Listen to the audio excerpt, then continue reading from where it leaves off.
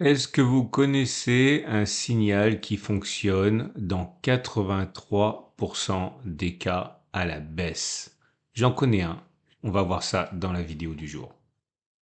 Salut, c'est Trado, content de vous retrouver pour la mise à jour de l'analyse technique du CAC 40 avec beaucoup de choses à dire aujourd'hui. Je vous rappelle parce que c'est très important, j'ai commis des vidéos comme d'habitude très récemment, notamment ce week-end.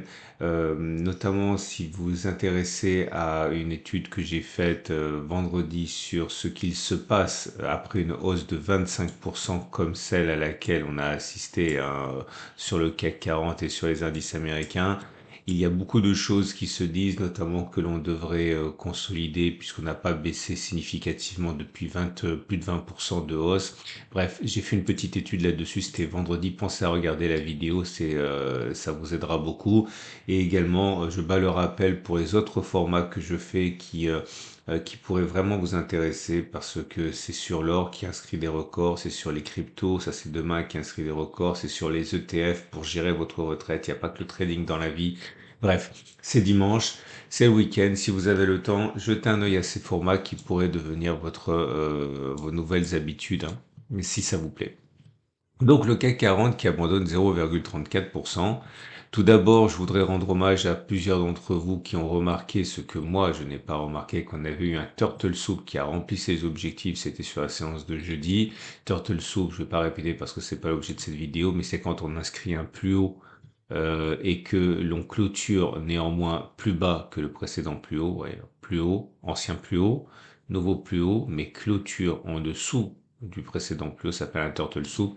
L'objectif est à minima d'aller chercher la même distance au stop de protection, c'est-à-dire 0,60 à peu près vers le bas, ça a été touché, hein. Je suis désolé, je l'ai pas vu, mais vous l'avez vu.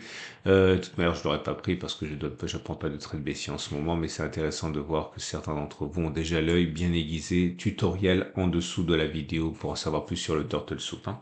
Donc, je disais, séquence baissière, aujourd'hui on a besoin de 0,3%, pas suffisant pour sortir des bandes de latéralisation ici, hein, qui laissent entière la perspective d'un éventuel nouveau drapeau avec sortie éventuellement statistiquement par le haut.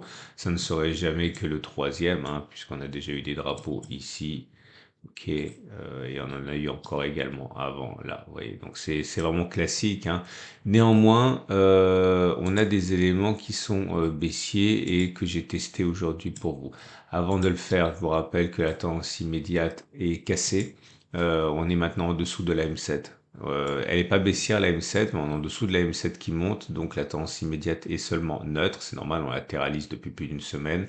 La tendance générale est toujours haussière, la tendance de fond elle est haussière et la tendance de long terme est également haussière. Donc je dis ça simplement parce que lorsque j'aurai terminé de tester avec vous ce que j'ai prévu de tester, je suis pas en train de vous dire, loin s'en faut, hein, que nous nous apprêtons à avoir une séquence baissière ample, hein. Pour l'instant, vous voyez bien que tant qu'on reste au-dessus de la M20, on a tendance générale qui est haussière. Donc on pourrait consolider sans remettre du tout en cause les tendances, hein. Ça, c'est très important de savoir que tout s'inscrit dans une unité de temps et dans des perspectives de plus long terme. Et là, pour l'instant, ça reste résolument haussier. Donc je disais, la tendance, enfin les bougies Aiki Nashi également ne sont plus aussi haussières que précédemment. Ça fait un moment d'ailleurs qu'on a des bougies mèche haute, mèche basse. Eh bien, on en a une nouvelle ici, ok, mèche haute, mèche basse sur un fond rouge. Donc c'est plutôt baissier, mais c'est pas très baissier pour l'instant. Ok.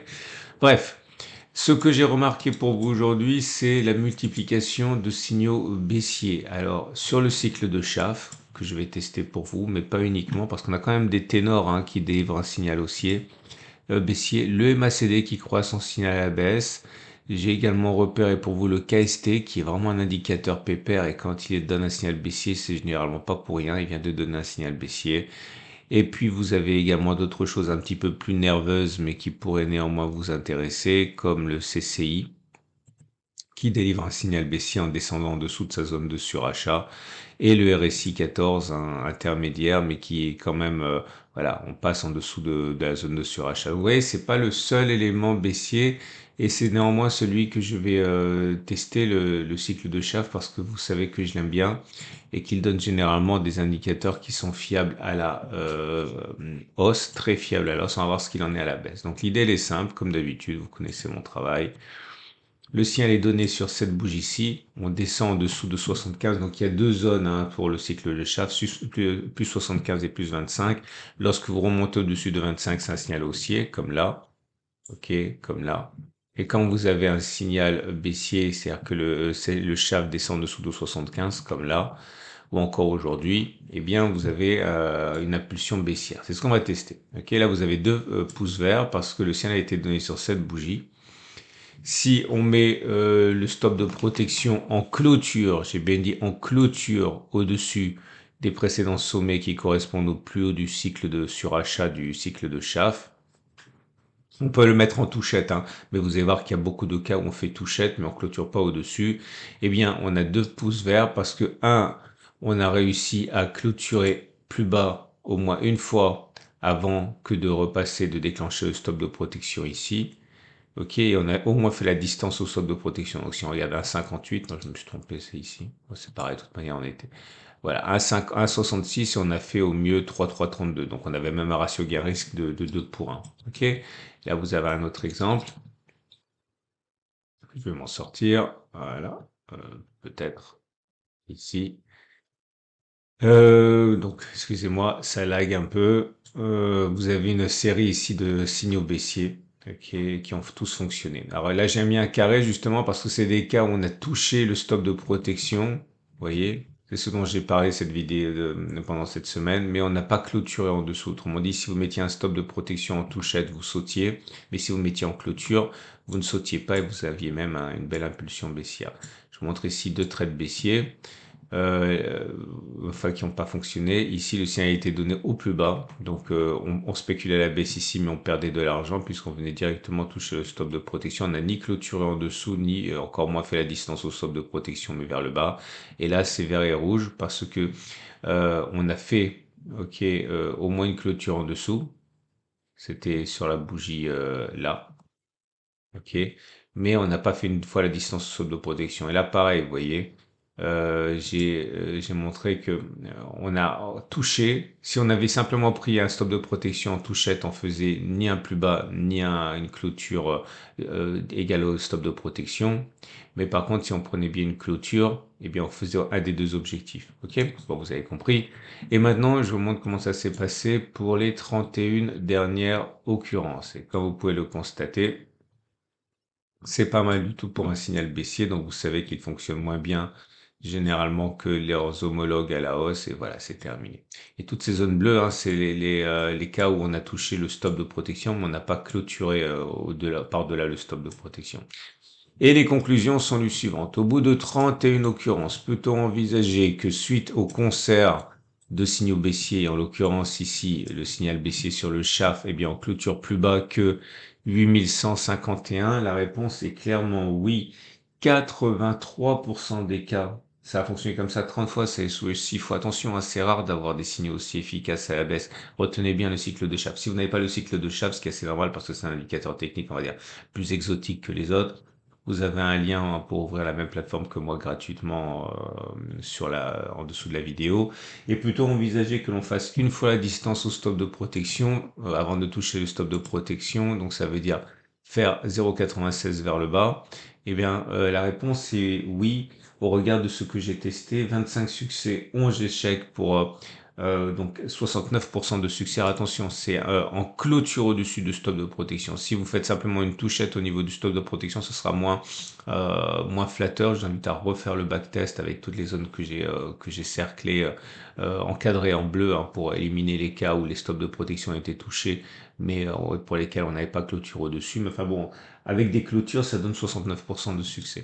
Bref, il est loin d'être impossible que l'on continue de baisser et surtout que c'est pas le seul signal. Ok. Donc à partir de ça, voilà, on a fait le tour. Les trades du jour, si vous avez bien compris. Votre rendez-vous avec IG. IG, bien plus que du trading. Une équipe d'experts à vos côtés. si vous êtes haussier, vous avez une possibilité d'entrer, hein, c'est absolument pas un problème. C'est plutôt, on va dire, de type discrétionnaire. Vous dites, voilà, on est dans une zone de, de rotation, dans une zone de support, ici, comme on en a connu d'autres, eh bien, tout simplement vous achetez, vous mettez un stop de protection avec un peu de marge, notamment sur la méthode des ATR que l'on voit toutes les semaines dans le format du lundi. Préparation de la semaine de trading, vous visez sur une reprise de la hausse parce que finalement, hein, c'est pas la première fois que ça se passe, hein, vous pouvez faire ça. Si vous avez un biais baissier, bah, vous avez compris que vous pouvez rentrer maintenant avec un stop de protection soit en touchette, soit un peu plus large en clôture. Ok, mais vous maîtrisez moins la perte naturellement si c'est en clôture. Et puis vous visez au moins une fois la distance au stop de protection avec une probabilité non négligeable si la consolidation se met en place, hein, que l'on aille chercher cette zone qui fait de l'œil à tous les traders, à savoir 79-78. 79,00. Quant à moi, vous le savez, je suis en position baissière. J'ai pris un TP1 ici à 8103. J'ai glissé mon trailing stop sur le TP1 aussi pour verrouiller les gains. On verra ce qui se passe. En tout cas, je n'achète ni ne vends. Si jamais je suis déclenché à la baisse, j'achèterai, j'espère, dans cette zone-là. Ok? Excellente journée. Vous avez plein de choses qui vous attendent. J'en ai déjà parlé et je vous dis à tout de suite pour d'autres vidéos. La préparation de la semaine de trading, la mise à jour du format crypto, tout ça, c'est dans la nuit de dimanche à lundi.